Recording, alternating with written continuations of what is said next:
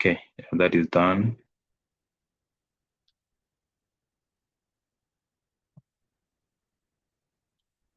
Okay, Philip, go ahead.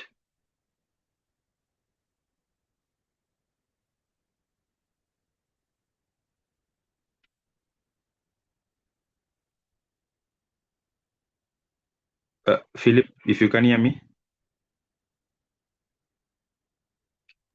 Oh, sorry, I had muted. I had not unmuted. Sorry. Good evening, everyone. Is that audible now? Yes, we can hear you. Okay. Thank you. Now, Phillip Okoit here, and thank you for joining this Zoom, and thank you for having me.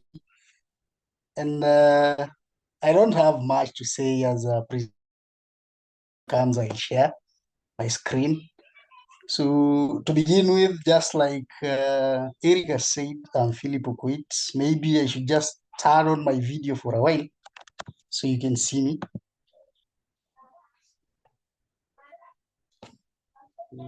Mm. Now, We are seeing you upside down, bottoms up. bottom up. Yeah.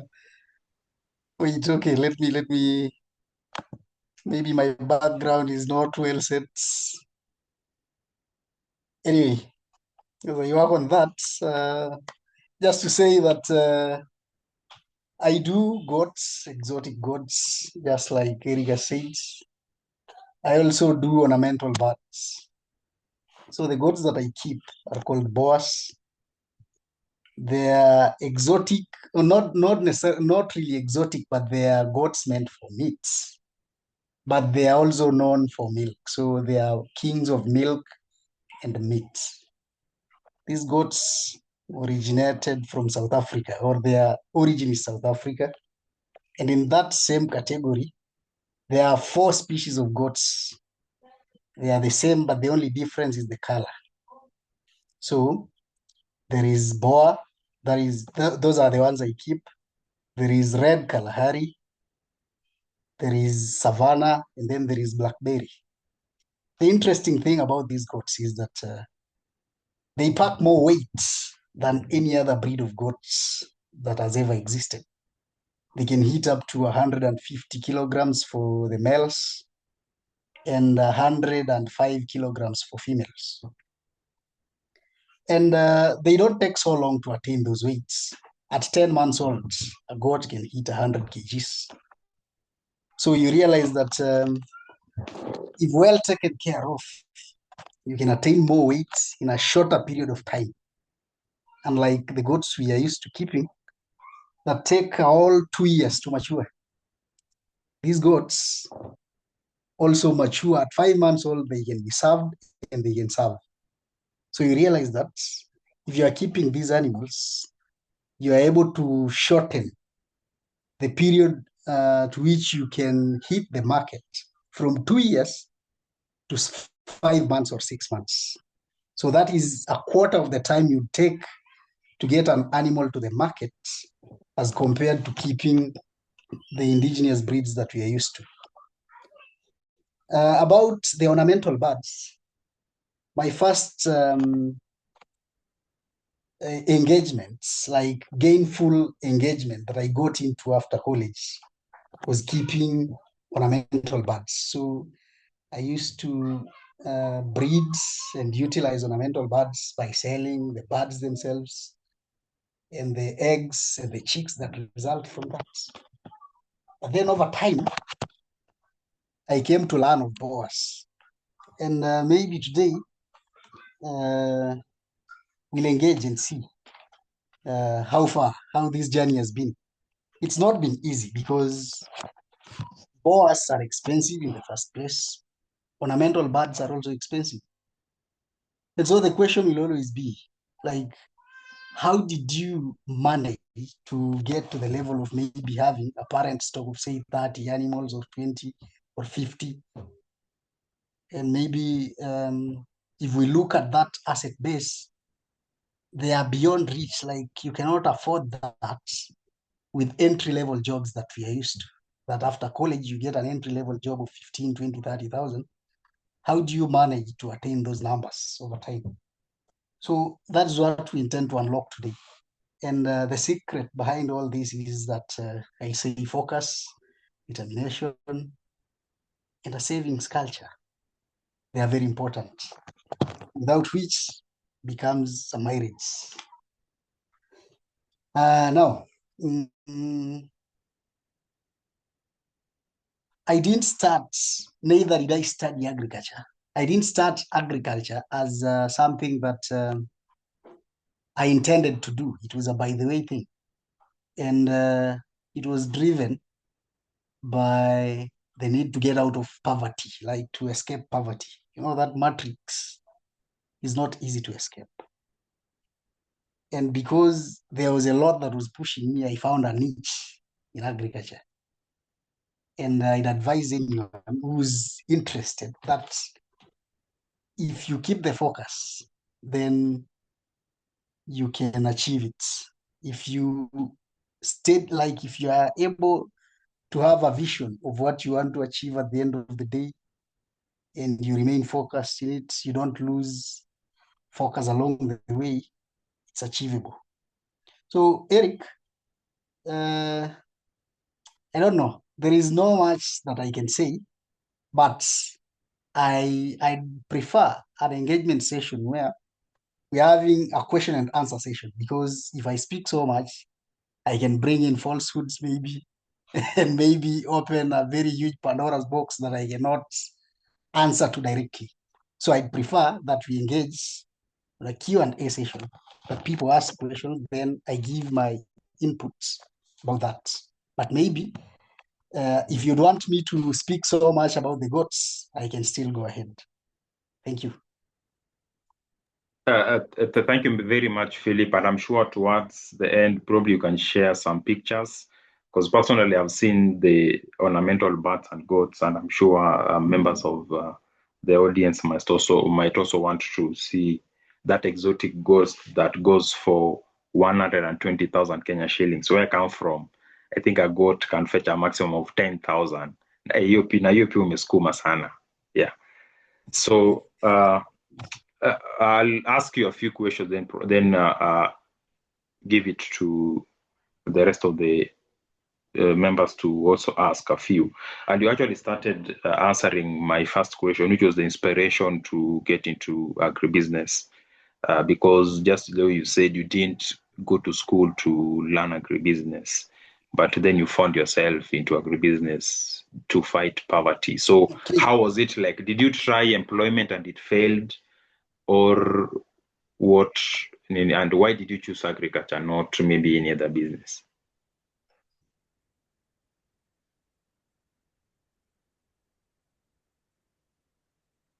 Yes, Philip, if you can hear me. Okay. Thank you for that. My inspiration. Yes, I can hear you. Can you hear me? Yes, go ahead. Hey, Eric, I can hear you. Yes, go ahead. All right, thank you. Now, my inspiration, uh, my inspiration was drawn from the fact that I was out of school. This was way back in 2019, and my graduation was due in December.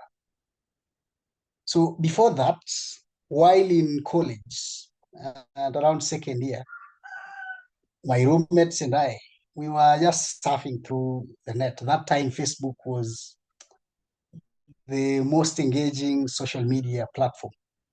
So on Facebook, we came across some birds that were quite interesting. They were different from the chickens we're used to. So we found silky birds, someone advertising silky birds, a small chicken that was going for that time 10,000, 5,000 shillings. And then we said, okay, so why don't we try this? We were a group of three of us. So we talked about it, but then we thought this one is a bit far-fetched. It cannot work. And because my graduation was due, I came home and I realized that part of the birds or some of the birds that were being sold as ornamentals were guinea fowls. But then I didn't have anything. I didn't have any cent on me to take me for that graduation. So I say, okay, in my locality, guinea fowls are sold very cheaply. And these animals are being sold for 2,500, 3,000 shillings per bird. And yet here locally, I can find them at a maximum of 1,000 shillings. So why don't I try this? So I began like a middleman trading these birds. But then over time, I realized, okay, it's easier. Like I'd make more profits if I'm able to produce my own birds. So why not develop a parent stock and sell the offsprings? So I decided, okay, despite the fact that there is a profit margin in between, but then it would generate me more income to produce my own and sell. So I decided, okay, I'll do this. I'll produce my own, then supplement with what I'm not, when I'm not able to produce enough. So what drove me into agribusiness? One, I had not tried employment. What happened is that I didn't have anything to do. I trained as a teacher, but I was not really into the idea of venturing into teaching because uh, it was not my first choice. I didn't intend to train as a teacher. So I thought, okay, let me find something else to do. Now I have this paper here, but the pay looks like it's not very interesting or very lucrative. Let me find something else. And I found this one more rewarding. So I got into it.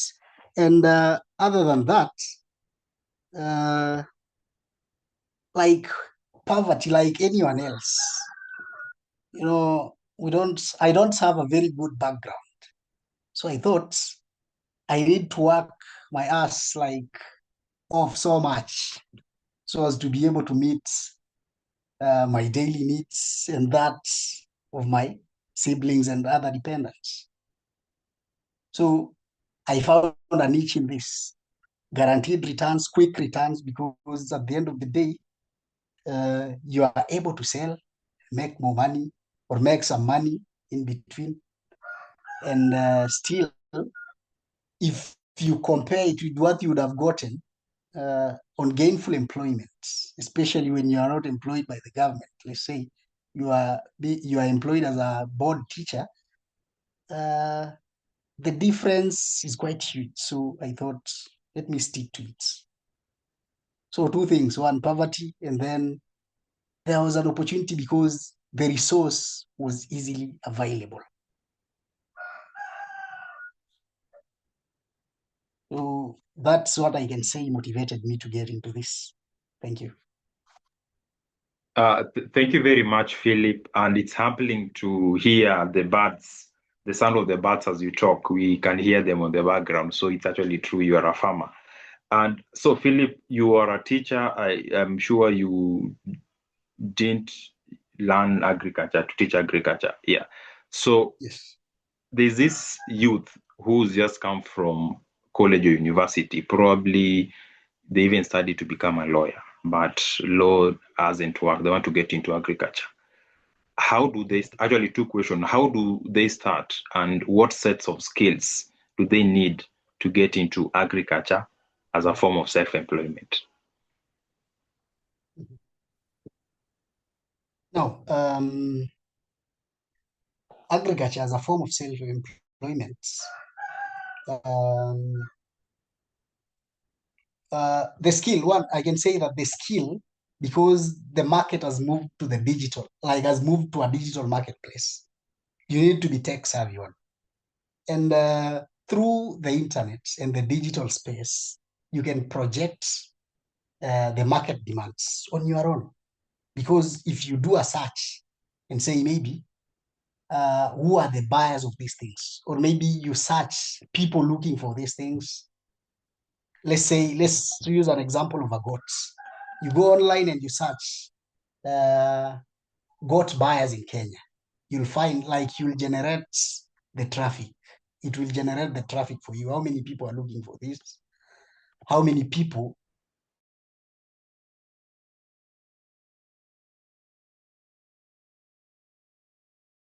of them have been served? How many have not been served?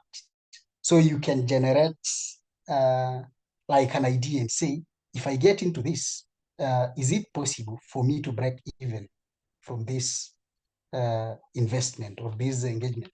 Now, agriculture provides employment for people who want to get into it in various ways. One, you are your own boss. So you can choose to either get into it more deeply, like invest in it and get more returns if you've been able to test the returns from it. As well, you can still choose to be employed by someone who's running an agricultural initiative. So people who've come out of school can choose to either become employees of those running agricultural initiatives or start their own, employ others. I don't know whether that is substantial enough. Yes. Thank you for that. And still on that, of course, you decided to get into ornamental birds and animals. Somebody will want to go into maize, somebody will want to go into vegetables. What informs that choice? So that then if that young person is just from school, what will then inform the choice of, let me say, value chain that they're going into? Somebody will want to go into mushroom, dairy, chicken. How do you come about to decide that? Now, one, I believe you start local. You start from your own locality because you cannot depend on, say, you are in Malaba or Busia and you want to start selling to people in Mombasa. You start looking at the local space. Now, you look at your environment, where you come from, and see what is it that is lacking or missing in this place. Or maybe it is there, but then what value can I add to what already exists so that I can snatch this client from this person who got into the market first? Because at the end of the day, we are competing for the same dollar from the same consumer. So understand your environment, analyze it so well. Once you've done that, you are able to make an informed decision and say, this is likely to work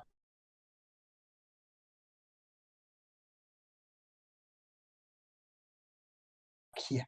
Thereafter, choose or maybe understand the market needs better than your initial environment. So you'll be able to know maybe my products are consumed beyond my locality. I need to increase my production. My products are in demand in my locality, but they are not in demand outside my locality. Am I able to serve this clientele around here? Yes or no? So those are the guiding principles. One, understand your environment. And two, understand what you want to get into so well, such that even if someone wakes you up at night, in the middle of the night, you are able to respond to them and tell them, actually, how I foresee this thing.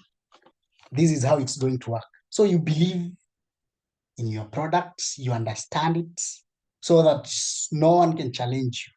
That they bring in an aspect, you are ahead of time. You know exactly how that might turn out in your business.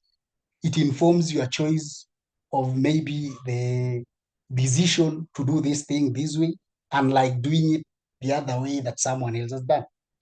So analyzing your business environment and understanding your trade are key factors, because everyone else could be doing the same thing, but then what makes you different from them?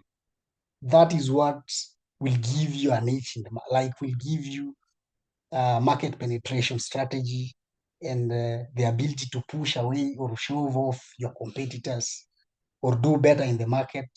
Yeah, such things. So understanding the environment and understanding what you want to do. That's what I'd say as guiding principles. Okay, thank you for that. And on environment, do you think environment, probably literally weather, like where I come from, it doesn't really rain a lot. do you think I still can venture into agriculture as a form of self-employment? Yes. There is no limitation as to where agriculture can take place.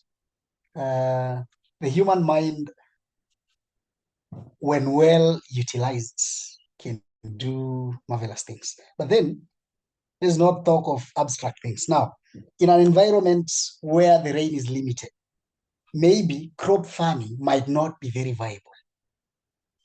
There is another agricultural engagement that can do better in such an environment that we can call either arid or semi-arid. So you don't do things because maybe the people who came before us, our parents and grandparents, tried and they failed. Once you understand that, once you understand how the environment is, you'll be able to adapt to it well. So you will do what thrives in that environment. So if you find a place like a semi-arid or arid land, then definitely livestock farming would be more suitable for that environment, especially if the integration of technology or the financial investment that is required for you to do crop farming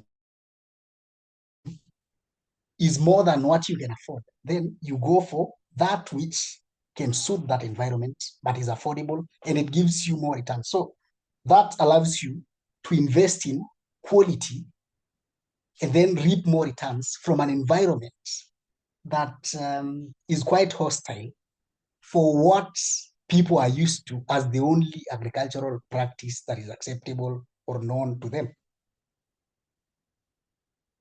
Yeah, that's my submission. Okay, thank you very much. And what about issues of capital? Capital here, maybe money or any other form of capital. Being that you're talking about agriculture, I'm sure land also comes into mind. Yeah. What is your comment on that? Do, Now, do we need those forms of capital to start? Because probably a young person somewhere will say that me, I don't have land, I don't have. Do you even need the money yes. to start? Yes.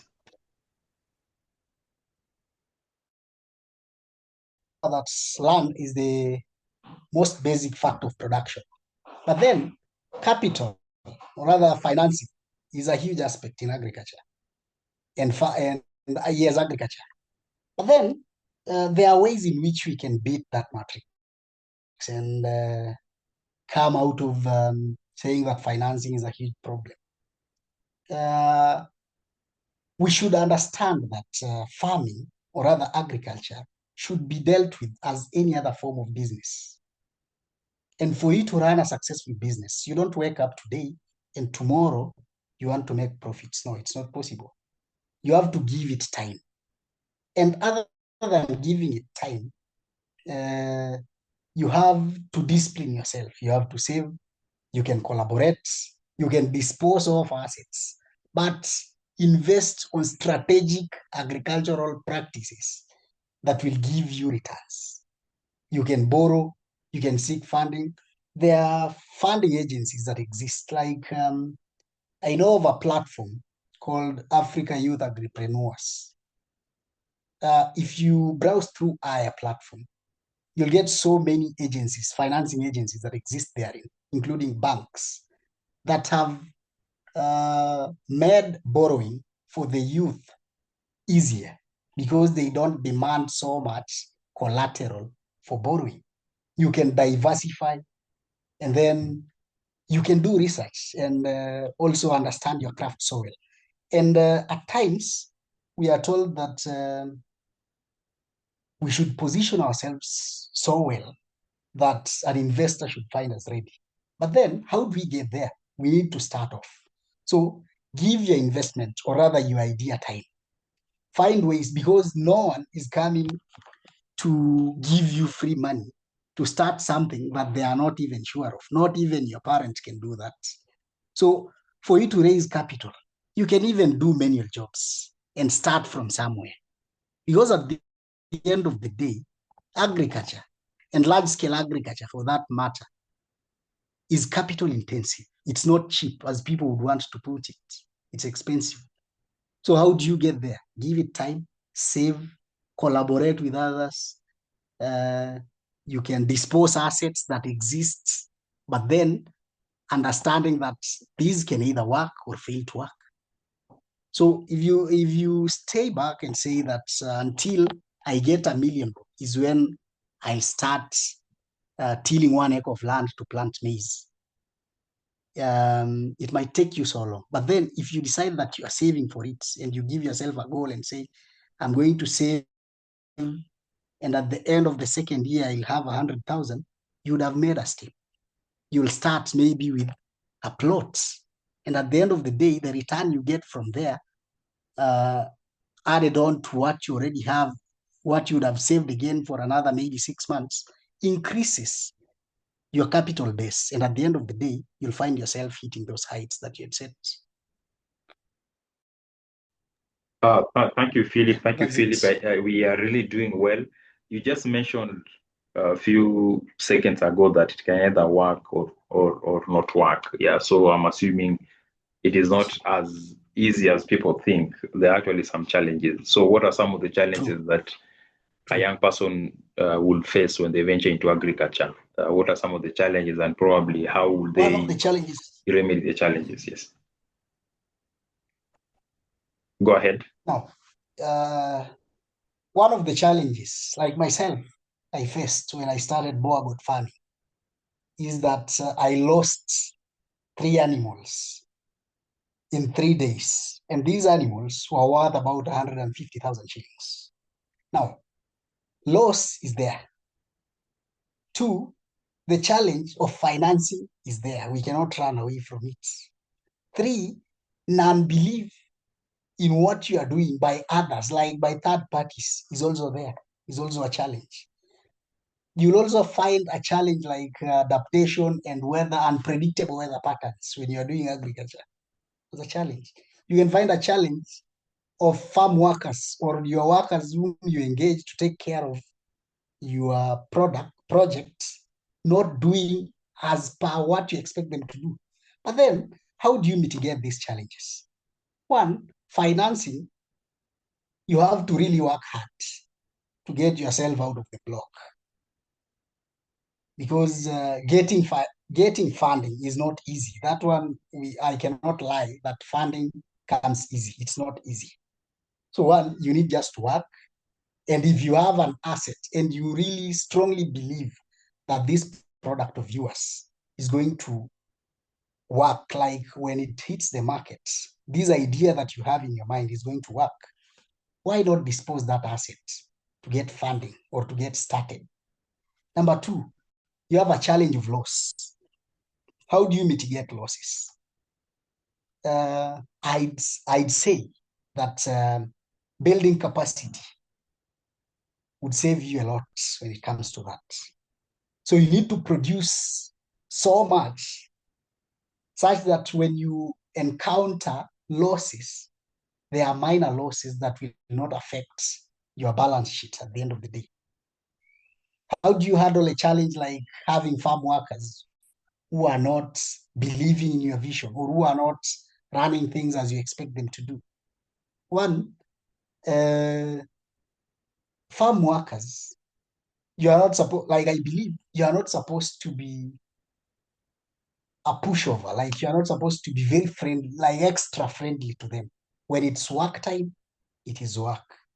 When it's time to storytell, it should be storytelling. Like you should draw boundaries. That is the whole thing. Draw boundaries and believe in yourself. When no one else, when no third party believes in what you do or what you want to do, convince yourself that this is what you want because there will be a lot of negative energy.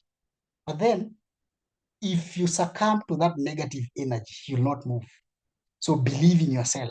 And no matter the discouragement that you'll come across, stay focused because it is you who knows what you want to achieve at the end of the day. Yeah, so those are some of the challenges. But then the ones I've mentioned like 5, but then I've responded to 3. The other 2 I've forgotten. Maybe if you can remind me, or maybe if there is any other challenge that we can tackle and say that you'd want me to give an input on how we can go through it. I welcome that submission. Yeah, just also to probably expand on the issue of challenges is where young people can get support just to venture into agriculture. You had initially mentioned about the Africa Youth Agripreneurs platform. Are there any other organizations or institutions that support mostly young people to venture into agriculture as a form of employment or Now, business? there is one called WIDU, WIDU. Now, WIDU, how does WIDU work? WIDU opens calls for applications, but it's not very common for open calls that exist without donor supports. So when these applications open up, all that is required of one is to apply and post there the idea, and then it's vetted, and once approved, people are sent to the ground to check and ascertain whether truly this project or this site exists. And then you are given the go-ahead to start investing in that. And then they support you with real financing directly to your M-Pesa. But then over time, they'll check and they give you a timeline to do that investment. Once that timeline elapses and you've not invested and reported back to them about how you've used the money, you'll be required to repay that money. But if you invest that money as per the instruction or the projection that was done when you applied, there is no repayment. But then the other more interesting thing about WIDU is that it exists in 5 African countries. And there have been so many change stories about WIDU. It helps people run businesses not only limited to agriculture, but in any space of business, be it hotel business, be it a school you want to open, be it an Airbnb, whatever, even if it's an electronic shop, any business. Now, how does it work? You have someone residing in a European member country of WIDU, where you have Austria, Belgium, Denmark, France, Germany, Netherlands, Sweden, and then there is also Switzerland. If you have someone who is there, you talk to them and tell them that I have this business idea. Say, I want to start chicken farming. But then I'd like you to support me, start up my business.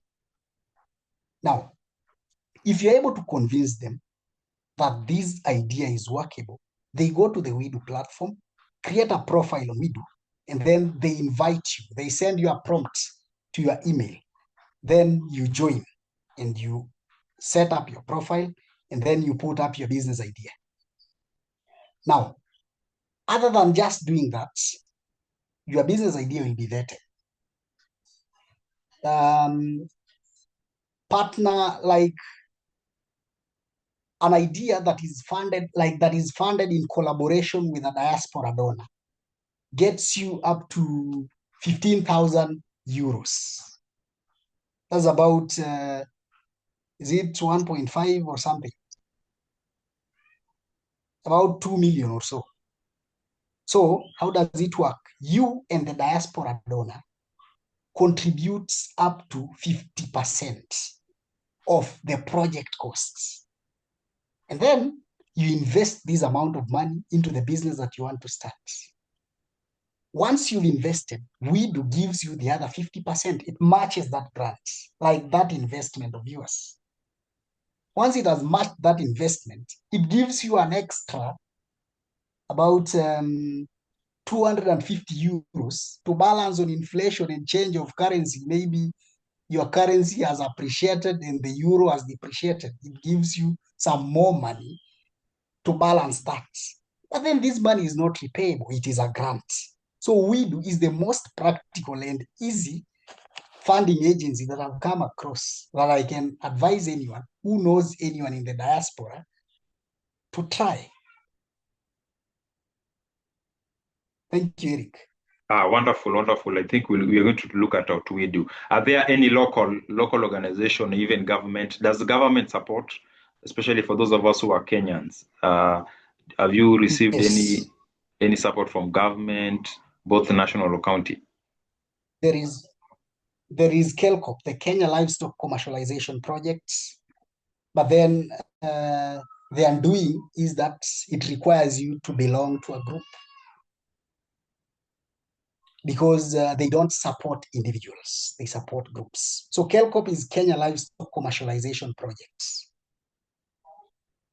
Now, there is another one that came before KELCOP. I've forgotten the name, but it was there. They are there. They are there. And different counties have these initiatives running in their counties that support mostly groups. So it becomes a challenge for individuals or other, what do we call them? Sole proprietorships to thrive in a funding environment, especially in the local setup here in Kenya. Like I've experienced, that is my conclusion over time. But when you belong to a group, it's easy to find financing in Kenya. We also have the youth fund. It still exists. People get funding. I'm not a beneficiary myself, but I've seen people get funded. So the government has these agencies running. And then currently we also have SOMO also finances even individuals like sole proprietorships. It's not limited to groups. That's also local. So they are there. It's just us to search, and you'll find all these platforms. Like you'll find all these agencies in the IRA platform. If you go through IRA platform, they are all listed there, and they give you financing, whether it is a loan, whether it is a grant. You'll find all of them listed on the IRA platform. But those are some of those that I can remember. I can remember SOMO, I can remember KELCOP, and then there is WIDO. So we can try those ones and still search for more on IRA. Uh, yeah, thank you, Philip. Maybe the last question from me before then I open it up to the rest of the audience Yes. is the issue of technology, because right now technology is a big thing. I'm not sure if there's a way you're integrating AI into your venture, but how then can technology as a whole help a young person get into agribusiness? You had already mentioned that it can help you just map out needs for people, but Yes. again, how can technology just help, especially for that person who is starting? Okay. I can say that technology can help you stay up to date with the market demands and your customer needs. And if you utilize technology well, you'll bypass middlemen. And if you bypass middlemen, that means you are getting better pricing for your products. And better pricing for your product means that you are getting more returns for what you are bringing out there to the market. So who is benefiting at the end of the day? You, who is the producer. And we'll move away from the narrative of saying that, so this market has been infiltrated by middlemen and the farmer is getting a raw deal at the end of the day. So if you invest in technology again, you'll reap more returns, especially if you've mechanized like your agriculture. It guarantees you more returns. So more returns, and like you are able to avoid even wasting because you are able to sell faster than when you depend on the traditional or the usual way of selling to locals. Yeah, that's what I can say. That you get more returns and you're able to bypass middlemen. So it's benefiting you directly without having to depend on someone else. Okay. Thank you very much. Let me take some few questions from chat. Then, of course, we'll give people to mute. The first one Great. is Maria. Maria says, I'm doing pigs from home and I only go there like twice a month because of work. A few weeks ago, I lost 3 piglets. What mistakes did you make when starting out? Just a moment, let me just Now, get it. to respond to that, can I respond? Yeah, let me just read it, or the all of it. I didn't get the all of it. Yeah. So what mistakes did you make when starting out that I can avoid? I don't want to lose more piglets. Yeah. So of course, she's just saying she's doing piglets, pig farming, and she's largely not there. So what some of the mistakes that she needs to avoid next time? And probably when you're responding to that, you can just respond to the general question of you just being present, because one thing that when we always talk to mostly farmers always tell you that it's important for you to be present. Yeah, you can't have a farm in Kisumu yet you are working in Nairobi. That presence is important, and I remember you in Busia, mostly always in Busia. So is it a thing like be you being present in person, which is something that probably young people might find a little challenging as you respond to Maria? No. Right. I think I can say that one, uh, experts are required whenever you are running a serious venture, especially when you know you put your money there. If you are dealing with livestock, you need to have a vet on call, a reliable vet on call, not just a vet on call, but a reliable one. Other than having an expert, you need to do your own research and understand that this thing, like you need to have basic knowledge about the care and management of whatever you are keeping. But then to beat the challenge of unavailability or distance, what do you need to do? Your employees should not be freehold employees. They should be employed on contract basis, or their pay should come in based on their ability to produce. Because you are not supposed to dip your hands into your pocket to pay them, and yet they are supposed to be paid from the proceeds of whatever they are taking care of in the farm. So you give them targets and tell them, I'm giving you this, but then I expect you to work and produce so that I'm able to pay you. So I can say, maybe we've not engaged experts. That is why these losses come to be. Because in my case, the reason why I lost these animals that I did when I was starting out, I built a structure that was not conforming to the requirements of how a goat structure should be built. Now, you should be willing to go out of your way when you are starting out to spend more, because hiring someone and entrusting them with the responsibility of taking care of your animals or whatever entity you are running will require that you trust this person so much. But then, how are you able to win their trust? Give them what is equivalent to what they are giving you in return. You cannot be having someone taking care of animals worth 1 million and you are paying them 2,000-3,000 shillings. It's not possible. At the end of the day, there will be people who will tell them, whatever you are taking care of here is very valuable. So how much do you get in return for taking care of these valuables? Whatever you are paid is less than what you should deserve to get. So demand for more. Otherwise, find a way to repay yourself. Then when you go home, you'll find that your animals are emaciated. They are not thriving anymore. So invest on your workers, make them comfortable, but then demand for results. That's what I can say. Okay, thank you very much, Philip. Another question from Kipkiru Ingeno. What are some of the progressive avenues to agribusiness, especially to young people? You are aware that young people need money like tomorrow. So which are some of the most promising agribusiness ventures that you think you will advise a young person to get into? Now, I can advise someone or a young person to get into the current trend. You'll find people rearing livestock. And which livestock? They are keeping sheep. And there is a narrative running around that the Dopa sheep will end up like quails. But then the secret behind this is, in business, you are taught that the people who get into business earlier than anyone else, those are the risk takers. They will never complain that the quail business went south. The early adopters, the same.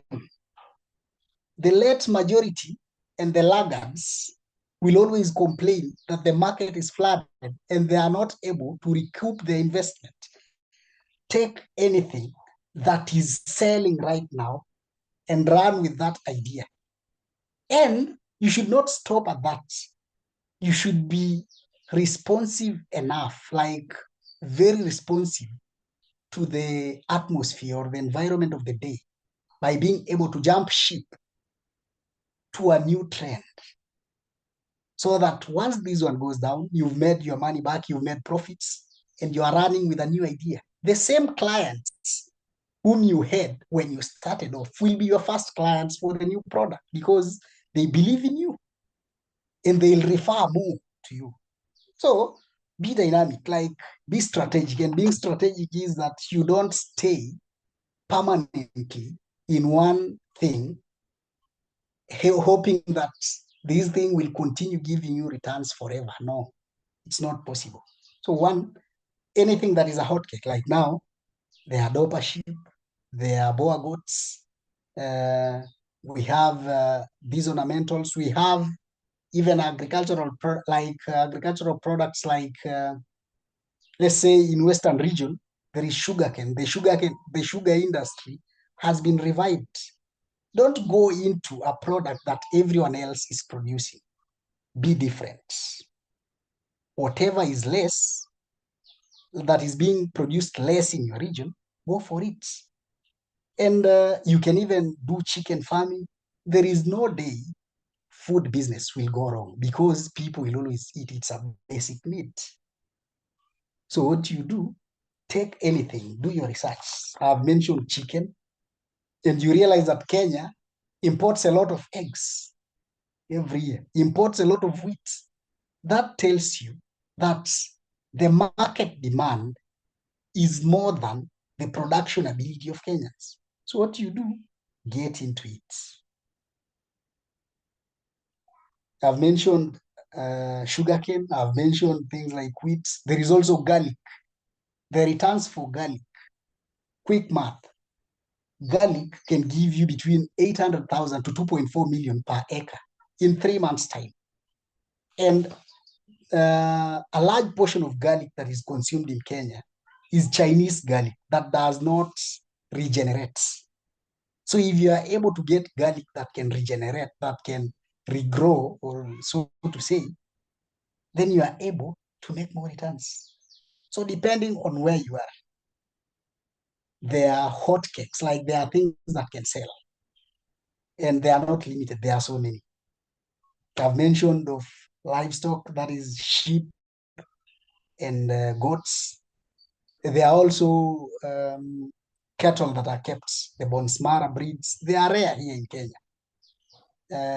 If you are able to get the Fleckview cattle for meat and milk, if you are able to get them and invest in them, in the next 3, 4, 5 years, if the market gets flooded, you would have made your money and jumped into something else. So that's all I can say. Like, be futuristic. Scan your environment so well, and don't be lazy.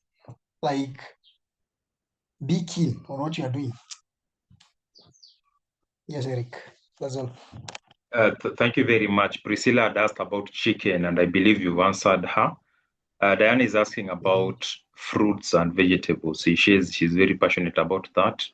What advice could you give her as far as management and marketing is concerned for fruits and vegetables? Do you think it's a viable one as far as agribusiness is concerned? Yes, it is. Yes. Just that it skipped my mind, but then fruit farming is also something that is well paying at the moment. It's something that one can venture into. And the beauty about fruit farming is that it is not a short-term investment. Like, it is both short, medium, and long-term investment, such that even if you cease to exist today, if you have an acre of fruit trees, you are sure that your children will go to the best schools around. Learn from the example of, learn from Wambugu. Wambugu apple has the best apples today. And Wambugu is enjoying.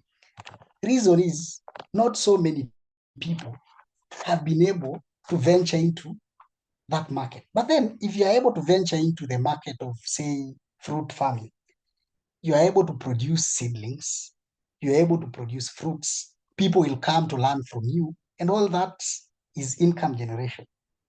So the challenge could be, fine, you have these things, but then where are you going to sell? Work on the reverse. As you plant these fruits, study the market and find out the market. Where am I going to take these products at the end of the day? So that you don't wait for the fruits to ripen and then you start asking for people to come and buy. Start, like, the moment you start, you are already researching on the market. So you need to do a lot of research as well. You don't be like, you don't stay adamant or without a future, like thinking of the future. Think of the future at the end of the day. Where am I going to take these things? Thank you, Philip. And actually, it has reminded me of a lady that I'd met sometime. She is into avocado.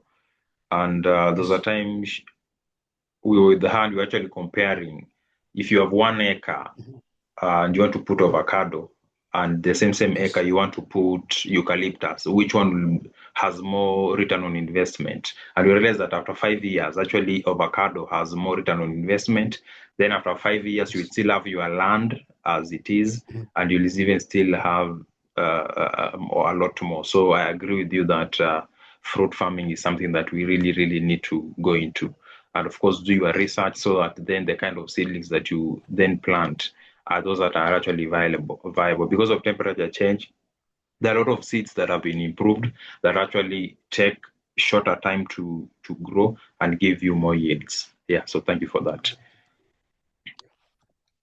Okay, so the last question is from Mohammed, then we open it up for the rest of the team. I think the next 10 minutes we close at 6:40.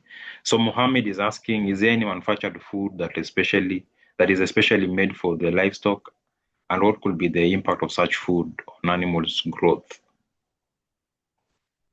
Now, feeds are there for livestock, and there are pellets, and pellets can be made on different compositions depending on what works for you.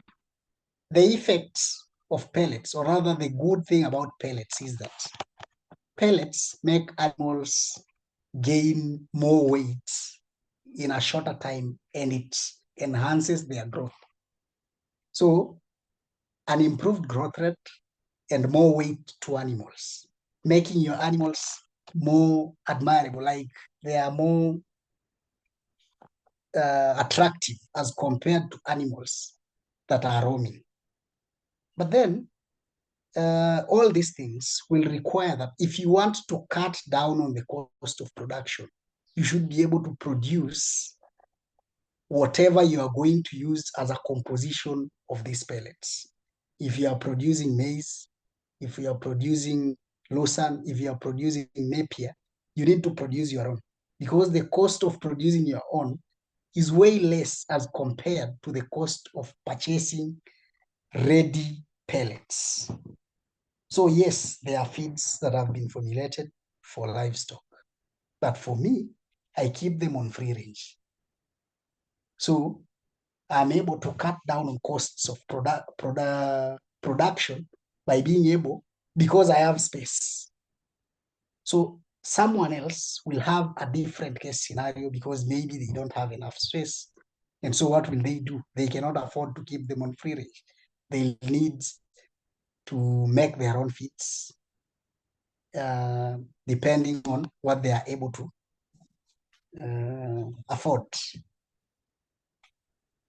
I hope I've responded. Okay, thank you very much. So we will give two other people to just unmute and ask any other question that is there. Before then, I give to the CEO of the World Local Mentorship Program to just tell us a little bit about the program, and then we'll close it there. So if you have a question, please raise your hand. If you have a question beyond what has been discussed, yes, Maurice, go ahead, unmute and ask your question. Yeah, thank you so much for the opportunity. Actually, Philip has presented very well about many issues on agribusiness, which I like, and I'm happy to have joined here. What I would like to say is that actually my profession is an agribusiness consultant. I work under Egerton University, so Philip, I think we can collaborate in many other projects if you wish, if you are also ready. I will also be part of this mentorship program if there is some agribusiness insight more that you need. And what I would like to say is that as youths, we need to embrace agriculture because for a long time we have left agriculture for the old and we are thinking it's a dirty job. But at the end of the day, looking into the future, agriculture is the next frontier. So we need to be ready to get our hands dirty so that we get money. So thank you so much for organizing this session. I just found this link somewhere and was interested to join, and I'm happy that it has been a great conversation. Thank you so much. Thank you very much, Maurice, and I hope the CEO has actually captured that, and maybe she will engage you beyond this so that you see how the organization can partner with Egerton University, just promote agribusiness. Actually, Egerton is well known for agriculture and agricultural technology. Yes, Suleiman, please unmute, then talk. Thank you very much for the presentation and submission from our co-host. Even though I'm not a resident of Kenya, I'm from Nigeria, but I'm pleased to join this summation. I graduated from University of Study, Agri in crop science.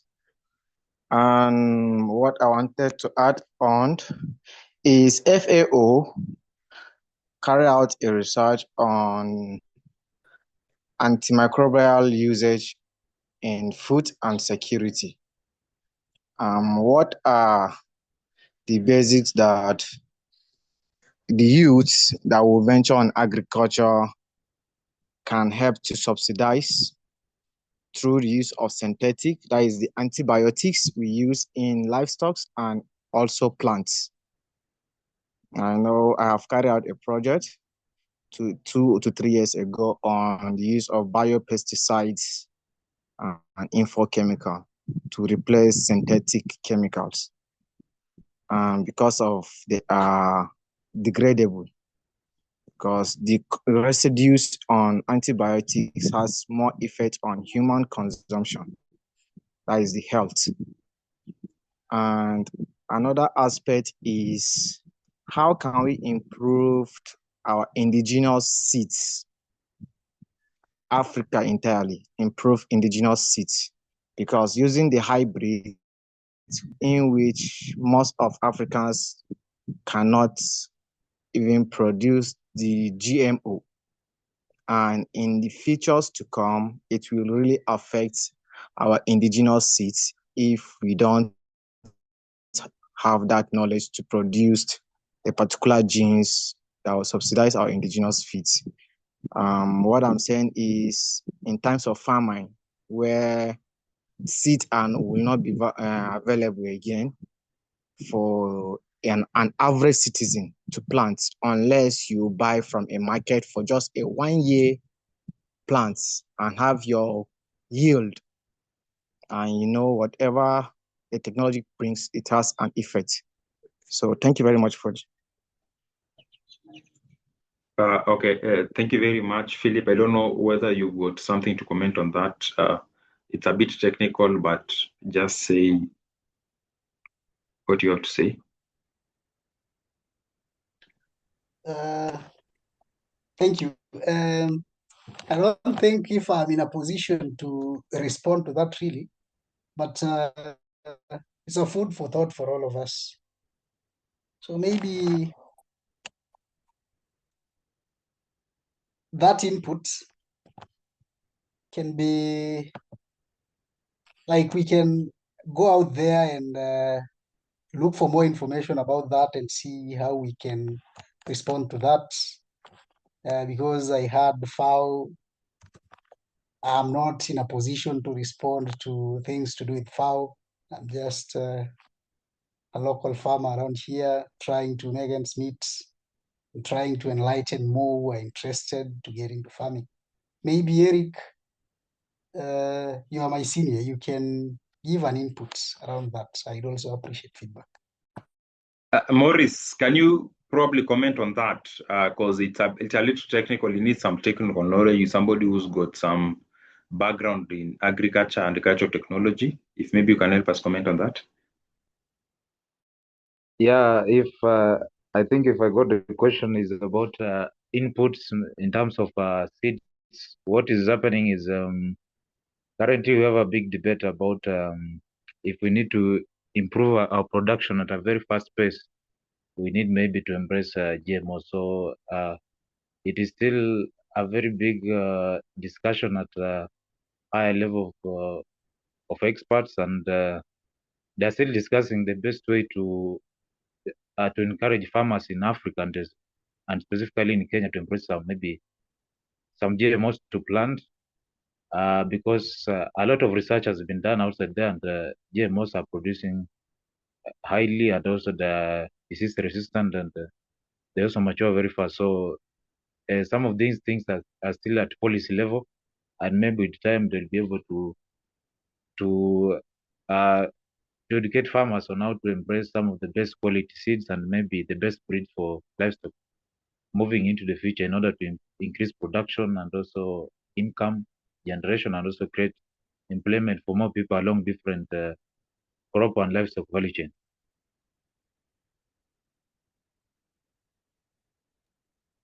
That's what. Thank you. Yeah. Thank you, Maurice, for that. And actually, I agree. Mostly in Africa, GMO has not really been embraced much because, of course, just as Suleiman had said, in Africa, we had our own seeds, our own indigenous seeds. And we got too much used to that to the extent that we are resistant to change. But as Maurice has also said, I think we need to balance out. Of course, some few years back, the population of Africa was probably 500 million people. Right now, we are 1 point something billion people. There's no space. The climate is changing. So there are a lot of things that are changing. So I think it's just important for us to embrace technology, but at the same time, balance it with the effects. Yeah, so that whichever technology we embrace should not impact us as far as our health is concerned. And also, again, something that Suleiman had also mentioned, we should not also be dependent. Imagine having to depend from somebody for seeds, because these GMOs you cannot replant them largely. Yeah, so we don't want to be in that situation where we love to depend for let's say a company like Monsanto in the US just to provide us with seeds to plant. Yeah, so that is what is not really clear. And once it's clear, then of course we can easily embrace that set of technology. Yeah. So thank you for that. At this juncture, let me welcome the CEO of the World Okello Mentorship Program, Madam Marion Stechi, to just talk about the mentorship program and how it can even benefit us beyond this as she closes this webinar for today. Eric, I think there is someone you forgot before you proceed. There is a participant here, Zaituni Sisiwa. Yes. Yeah, I think she raised her hand. Let her speak. Okay, yeah, please let her speak. Yeah, so give us 5 more minutes again. Yeah.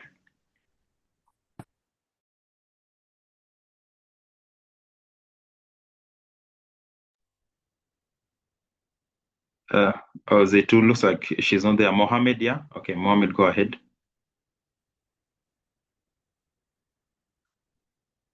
Mohammed, go ahead. Okay, thank you for the chance. So I have a pending question here, which have not been answered. The question goes like, I'm living in an area where the temperatures are too high, and I'm passionate about dairy farming. So will the temperature affect the milk count that my animals will produce? That's my question. Okay, thank you very much. So, Philip, for Mohammed, he's living in an area that is from lesser to like, yeah. I think So I can respond to that. okay, go ahead. Definitely in cold, dairy farming thrives in cold environments. Yeah, so a hot environment will not give you the best returns if you are looking at dairy farming. So you to beef farming, because animals that do well in hot environments are not for milk production, they are for meat. So you can find hardy animals that can work in such an environment. Thank you. Thank you. And maybe Philip, also just your last comment before we invite the CEO to close it up. Your last comment to crown it all. Okay, I can say that we need to be strategic in our investments, because agriculture, if done blindly, will not reap your returns. So be a risk taker, be an early, like part of the early majority, so that you don't complain of business going south. And then it's not possible to start huge. So minimize losses by starting small, but then you should start now. And lastly, you need to save for rainy days, because agriculture is not like a shop where people will come and buy daily. There are times you can even go for 3 months without a sale. How are you going to survive in between?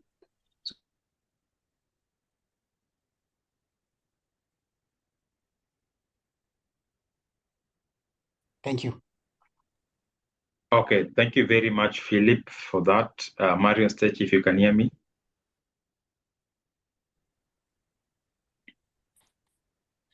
Yes, Eric, I can hear you. Thank you so much for a very good moderation of a very tough topic.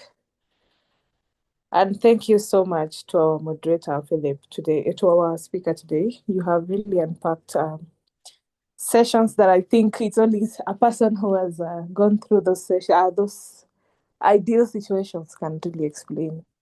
What we do at Walter Okello Mentorship Program, we really value entrepreneurial skills. We also value a lot of value addition to a person. As young people who have been part of this webinar today, and even the recording that is going to be put out to the public, we are so much excited today that we have unpacked some of the difficult conversations that have been unfolding here, and what you do as Philip in Busia. We can see what you're doing. We have kind of followed you and understood the kind of energy that you are going to bring to our young people. And I'm pretty sure if you could leave your contacts, your email, and even your social media accounts for the young people to just follow you for more advice. Because as Eric had mentioned earlier when the webinar was starting, it looks like these days people run to agribusiness after everything else has failed. But it shouldn't be like that. It should be an option where you sit down and look at a situation where you need to be financially independent as a young person. So we truly appreciate and we truly value every value that a young person gets today from this webinar and others. And as I'm seeing on the chat box, you're saying it's Phillip Okoit on all social media platforms. And we really do appreciate your time as well to come and really give us those insights. Thank you very much, Eric. I don't know if you want me to add anything else, but I also learned in the process, I was inspired. And to Walter Okello, we also, in our social media handles, all of them, that is at Walter Okello Mentorship Program. And feel free to join our caucus or our circle as volunteers, as mentees, and also as mentors. Just send us a request, a text, or something that you would like to even join our WhatsApp group, because I saw it was shared on the chat box, and we value your presence. Thank you very much, Eric. I hope I didn't leave anything that you wanted me to say, but I'm also inspired in the process. Thank you. Thank you very much, Madam CEO. She's also a teacher. She's also refused to go to class, doing something different from teaching. Looks like teaching is nowadays not as attractive to young people as it was initially. Philip also said you are a teacher, ukakataa ukaenda kuwa mkulima. Yeah. So Yes, that is yes, it. yes. Yeah. So I was your moderator for today. My name is Eric Langi. I'm a volunteer with the Wotokello Mentorship Program, a very good program that I would really suggest that you join. We are going to have another webinar in the next 2 weeks, which will be announced. Please follow our social media pages, Wotokello Mentorship Program, as our CEO has said. Yeah, and I think there's a link to our WhatsApp group that has also been joined there, because even within the WhatsApp group, we actually discuss. This discussion is going to go be on in the WhatsApp group, so please join it, and we can discuss further, so that eventually something that is very important that the CEO has said is that we should not join agriculture when every other thing has failed. We should just join agriculture as part of those other things that we are doing. Yeah, because when we join it when everything has failed, we might still leave it out. Yeah, but if you are somebody who reads, probably you met this quote from the former CEO of the African Development Bank, who said that the next generation of billionaires are going to be farmers. Yeah, so it means that agriculture is the future of wealth creation. Yeah, so as young people, let's not shy away from it. From as early as when you were in high school, we should have this as one of the ways in which you can have a livelihood. Yeah. So Philip has shared his contacts. Please, if you got more questions, reach out to him, and also follow him on social media. He's somebody that I've related with for quite a number of time, and is always available to help, especially around youth empowerment, women empowerment, and also areas of agribusiness. Yeah. Philip, asante sana. Thank you very much. And we also humbled for those of us who've joined us from other countries. I can see people joining us from Burundi, Uganda, and Nigeria. We're very humbled. Yeah, so Wotokello is now going Wotokello Mentorship Program is now going global. That is very good. Yeah, so for now, I'll say good evening and have a good night, and see you in 2 weeks' time. Same place, same platform, same time. Bye, everyone. Yeah, let's have a reaction, just a reaction as we leave. Use an emoji reaction as we leave. Wonderful, wonderful. Thank you. Yeah. Bye. Yeah.